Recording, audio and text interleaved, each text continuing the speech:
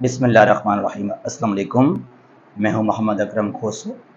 Daily current affairs. आज date है 24 अक्टूबर 2023। Current affairs बहुत ही इम्पोर्टेंट है। चाहे कोई भी आप एग्ज़ाम की तैयारी कर रहे हैं, कोई टेस्ट आप देना चाहते हैं, चाहे one paper MCQs based test हो या डिस्क्रिप्टिव हो, तो करंट अफेयर्स के साथ आप टच में लाजमी रहें। और याद रखना, current affairs does not mean कि जो अभी रिसेंटली डेवलपमेंट्स हुए हैं पिछले 2-3 महीनों में या 4-5 महीनों के अंदर, ये हिस्टोरिकली कनेक्टेड है। इसका तारीखी जो पस मंज़र है उसको भी लाजमी आप देखें, कवर कर लें। Swiss federal elections. Swiss means Switzerland. ये कंट्री है, एक लैंडलॉक कंट्री है सेंट्रल वेस्टर्न यूरोप में। वेस्टर्न यूरोप में ये आ जाता है स्विट्ज़रलैंड। बहुत ही कमाल का एक पीसफुल, एक न्यूट्रल कंट्री रहा है हमेशा के लिए, और बहुत ही खूबसूरत भी है। स्विस फेडरल इलेक्शंस इलेक्शंस हुए थे स्विट्ज़रलैंड में ऑन 22 अक्टूबर 2023। और जो ओवरऑल टर्नआउट रहा, यानी कि कितने परसेंट लोगों ने वोट कास्ट किए हैं, ओवरऑल 46.6% टर्नआउट रहा इलेक्शन के दौरान।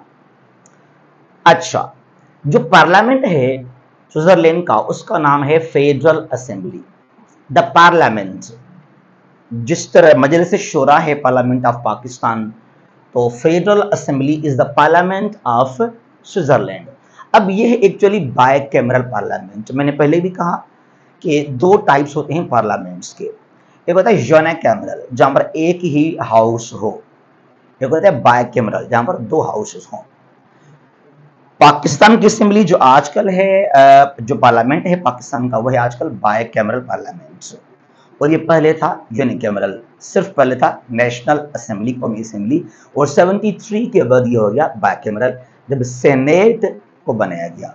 तो सिमिलरली ये जो पार्लियामेंट है स्विट्जरलैंड का, दैट इज बायकैमरल। यहाँ पर दो हाउसेस मिलेंगे आपको, अपर हाउस और लोअर हाउस। पाकिस्तान का अपर हाउस है सेनेट और लोअर हाउस है नेशनल असेंबली। तो यहाँ पर है council of states. Council of states जो अपर हाउस है, और जो लोअर हाउस है national council. Federal assembly parliament, इसके दो हाउसेस हैं। अब 46 सीट्स हैं अपर हाउस में, यानी कि काउंसिल ऑफ स्टेट्स में, और 200 सीट्स हैं या मेंबर्स आप कह लें नेशनल काउंसिल, यानी कि जो लोअर हाउस है स्विट्जरलैंड के पार्लियामेंट का। और ये political party Swiss People's Party, it became victorious. काफी सीटें मेजॉरिटी में इस पॉलिटिकल पार्टी ने वहां पर जीते हैं, स्विस पीपल्स पार्टी ने। अच्छा, उसके बाद है बियॉन्ड। एक और हमारे पास जो है मौजूद टॉपिक है बियॉन्ड यूटोपिया।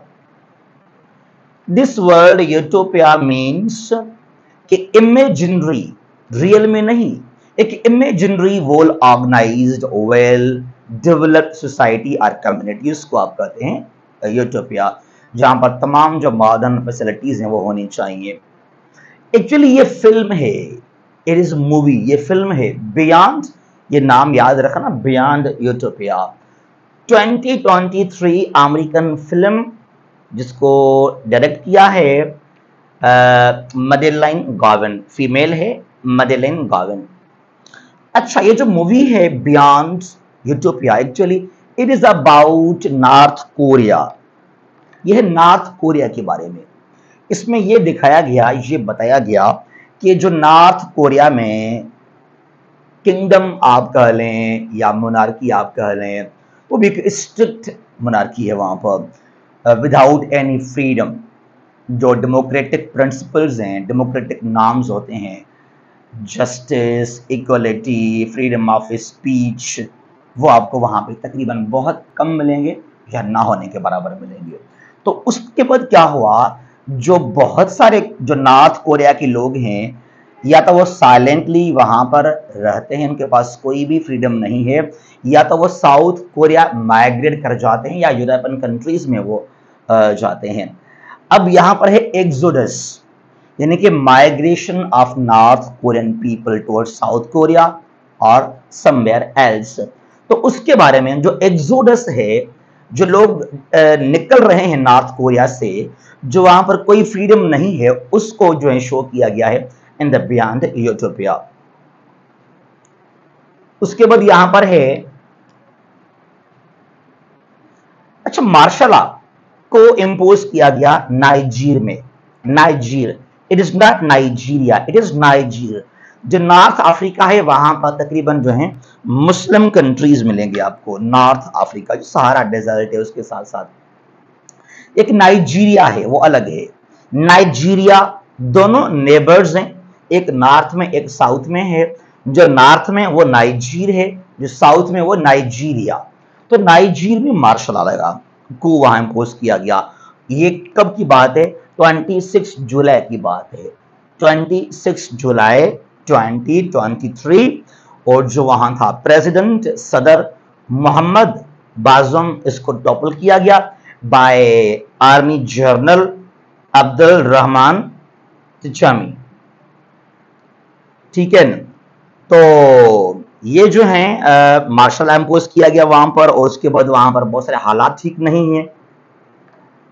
मुझे एक बात समझ में नहीं आती कि तकरीबन मुस्लिम कंट्रीज में, तकरीबन मैंने कहा कि मेजॉरिटी इन मुस्लिम कंट्रीज आपको मिलेंगे मार्शल लॉज हर साल में, या एक दो साल के बाद भाई यहाँ मार्शल लॉ इम्पोज किया गया, और उसके बाद वहां पर क्या आएगा, सिविल वार का माहौल बन जाता है, वहां पॉलिटिकल क्राइसिस आ जाते हैं। उसके साथ साथ जिस मुल्क में, याद रखना आप, पॉलिटिकल इनस्टेबिलिटी है, that will surely be economic instable country.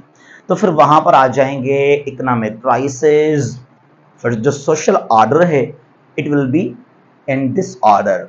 तो आप देखें पाकिस्तान में ये हमने देखा पिछले कई सालों से, अभी भी हो रहा है ऑलमोस्ट जो है। क्यों तबाह है Pakistan? Because of political crisis. आप यमन में देखें, आप शाम में देखें, या लिबिया के अंदर, अफ्रीका में सूडान हो, नाइजीर हो, तो हर जगह आपको जो मेजॉरिटी मुस्लिम कंट्रीज है वहां मिलेंगे आपको इंटरफेरेंस ऑफ मिलिट्री जर्नल्स। अब एक वजह इसका क्या है, क्यों यूरोपियन कंट्रीज में या नॉर्थ अमेरिका में आपको बिल्कुल नजर नहीं आएंगे कि एक मिलिट्री ने जो है वहां पर कू किया, लगाया मार्शल लॉ वहां पर? क्यों? अब यहां पर एक बात याद कीजिएगा, जो मुस्लिम कंट्रीज हैं एक्चुअली वहां पर इन्वॉल्वमेंट भी है, वहां पर इंटरफ्रेंस भी है by the West, by the USA.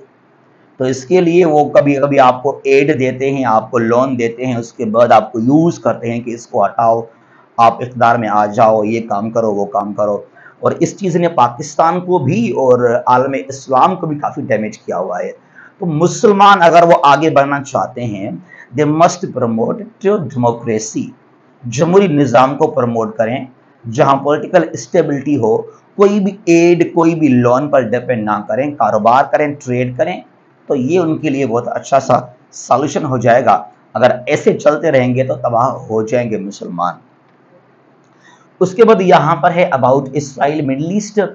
ये स्टेटमेंट जो है दिया है किसने? नेतन्याहू, जो कि इसराइल का वजीर आजम है। We will erase Gaza once for all. Israeli PM Benjamin Netanyahu ने कहा कि हम गजा को ताहयात हमेशा के लिए खत्म कर देंगे, इसका नाम निशान यहां पे हम नहीं छोड़ेंगे।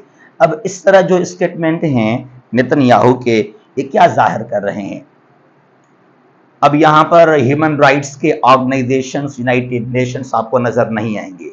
यूक्रेन पर अगर रशिया ने हमला किया, इतने लोग रशिया ने वहां पे नहीं मारे, नहीं इतना रशिया ने वहां पर तोड़ फोड़ किया, उसके बावजूद भी पूरा West, America, Europe, United Nations ने सैंक्शंस इंपोज किए हैं रशिया के ऊपर। भाई यहां भी आप सैंक्शन इंपोज करें ना इसराइल के ऊपर। अच्छा, फिर एक और बात, एंटोनी ब्लिंकन जो कि अमेरिकन सेक्रेटरी ऑफ स्टेट है, यानी कि सिंपली आप वजीर खारजा कह सकते हैं, इसने कहा कि America will retaliate if its troops are attacked. यार ये बयान सुनकर मैं तो हैरान हो गया। अब अमेरिका ने वार कैरियर शिप्स भेजे हैं मिडल ईस्ट में टू डिफेंड इसराइल, कि हमें मारना है हमास वालों को। ये अमेरिका ने अनाउंस किया था उस दिन। अब अमेरिका के सोल्जर्स आ गए, वार कैरियर बड़े बड़े आबदोज शिप्स वहां पर आ गए, जैसा कि कोई बड़ा सा एक mighty super power like China और रशिया के साथ अमेरिका ने जंग का ऐलान कर दिया। अब इतने फौजी, इतने ट्रूप्स जो है अमेरिका ने डिप्लॉय किए हैं मिडटररेनियन सी के अंदर on the surrounding areas of Gaza to defend Israel.